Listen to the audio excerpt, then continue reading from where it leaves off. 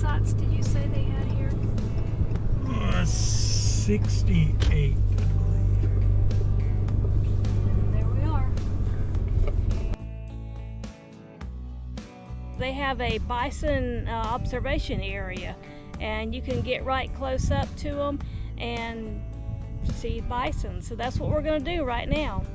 Yeah, and many people don't know that buffalo or bison roamed this part of the eastern United States years ago as the settlers first started coming in. And of course now we don't have any buffalo or bison in this part of the country naturally. So it's nice that Big Bone Lick State Park has a herd of bison that they brought in so people can see them. Yep, well, let's go see them. All right. And there's some big ones. 1, 2, 3, 4, 5, 6, and 3 younger ones. There's the big mamma jamma right there. Definitely can't miss them today. They say that some days they're out in the back of the field. Oh, he just rolled over. They have these warning signs, which common sense would tell you not to mess with them. They could be dangerous.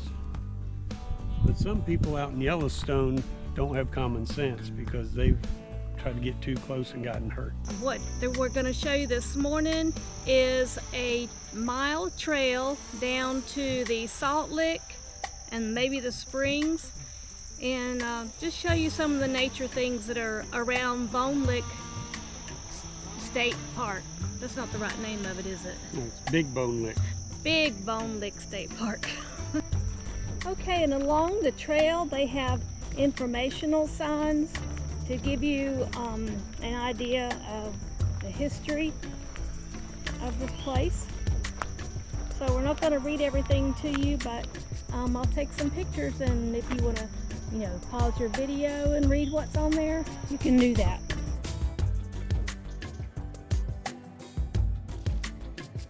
The trail is asphalt, and so it's nice to walk on. You can also bike on the trail.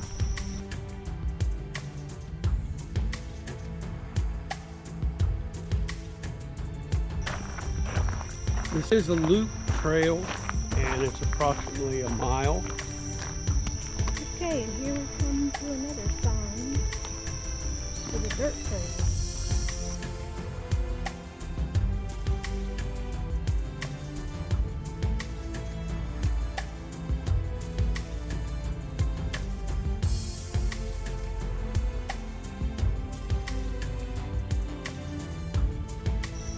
Not sure how far this trail goes.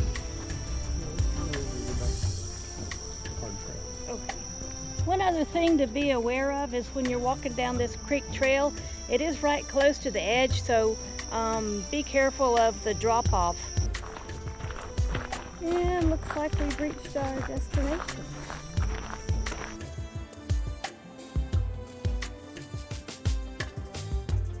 Look at the difference in the water here from the difference in the water at the creek. And you can also see the color of the mud is kind of a white color. That indicates the salt buildup.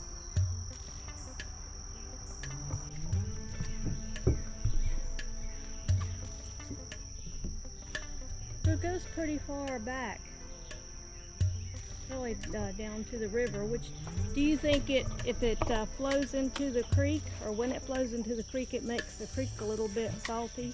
Yeah.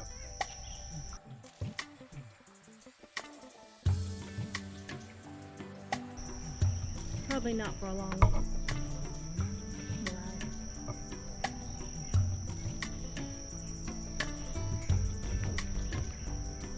And you can see over here, this portion of the spring is a little bit clearer, like you would normally see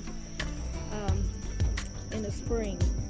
And then as we move along closer to the origin, the water gets more of a milky color because of the saline content. But I imagine that animals still come down here and drink from this water to get their salt that they need.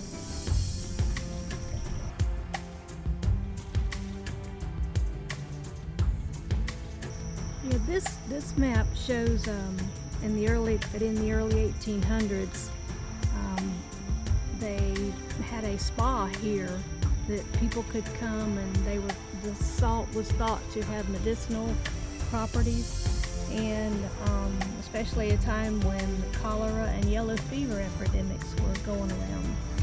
With the introduction of more effective medicinal pills and stuff, the spa went out of business.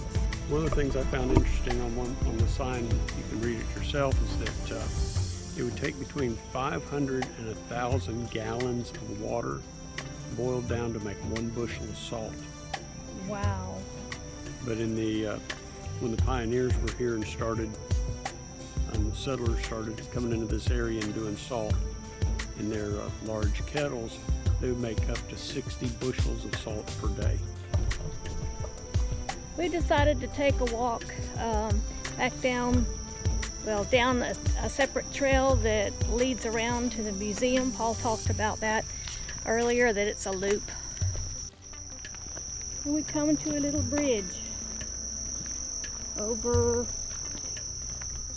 what? Nothing. Well, it is a creek bed. Yeah. Looks a little dry.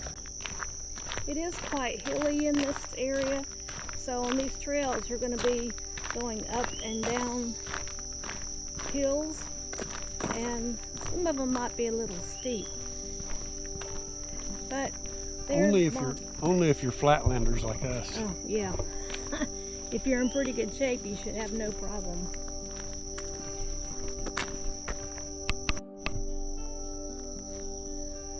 Are you going to eat one?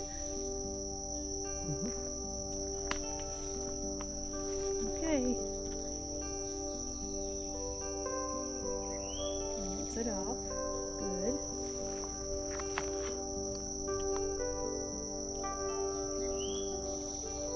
A little bit early, but still good. Well, while we're on the trail, we want to do a real quick review of Big Bone Lick State Park Campground and the whole area here. The campground has 68 sites. They're not full hookup, they're just water and electric, but they do have 2 dumps, a double dump station as you're going out, so you can take care of things there. The sites are nice and wide. There's plenty of room in each one of the sites. Yeah, the site that we're in I thought was going to be a little bit short, but it ended up being the right length. There are barriers or curbs that you back up to. All the sites are gravel and grass, so when you back up to that curb, we're a little high off the ground on the back end, but it gave us plenty of room in the front. And we're 38 feet long, so that gave us plenty of room. Numerous hiking trails, a mini golf. They do have a pool, but while we were here, the pool was closed for renovations. They also have 2 bathhouses that are pretty nice. At least they have hot water, and it was good pressure. And then there's several picnic areas and a couple playgrounds for the kids. Yep, sure are. And we've already shown you the bison herd. That's kind of unusual here. They do have a museum and visitor center. Yeah, that's the one we're talking about. Is the hours are short, 9 to 4. We haven't been there yet. That's our next stop. And one more thing about the trail down to the creek, the Salt Springs Trail or the Salt Creek Trail, is it is handicap accessible. It's all asphalt, and where they do cross stretches of wet or rougher ground, they do provide a boardwalk. So even if you're in a wheelchair or a motorized scooter, you can come down and visit the lick. Yep, and that's a nice feature that they've done here. Well, ladies and gentlemen, here is the advantage of the e-bike. As you can see ahead of me, this is a pretty steep grade. Sarah's up there, she's pedaling along. I don't know what gear and what pedal assist she's in, but I'm in 6th gear, pedal assist 3, and I'm going steady, but I'm not really working that hard.